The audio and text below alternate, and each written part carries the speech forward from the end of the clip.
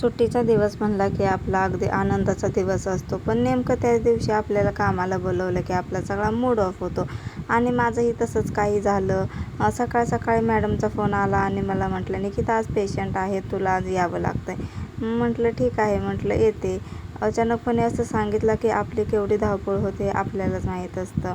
मग स्वयंपाक बनवून घेतला आणि चपात्या लाटायला लागले. तेवढ्यात माझ्या भावाला मी म्हटलं, "मोबाईल बघत बसले सकाळ सकाळी, तू झोपला होता, तुझं पण तू उचल.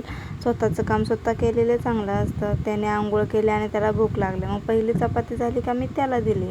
आम्ही दोघांनीही नाश्ता केला आणि मला मेसचे 2 डब्बे पण आले होते. त्याचा पण स्वयंपाक होता. मग मी तोही स्वयंपाक बनवला आणि डब्बे पण भरून दिले. माझं बाकीचंही काम तसंच होतं. भांडी घासायची होती, धुणी धुवायची होती. भांडी धुणं पटकन केलं, मेकअप केला आणि तेवढ्या 10:30 वाजतच आल्या होत्या. मग काय, मी माझे डोळे लावले आणि म्हटलं, "आता चला, आपल्याला उन्हाचं एकट्याला चालत जायचं आहे." मग क्लिनिकमध्ये गेले आणि एकदाच मोकळा श्वास सोडला.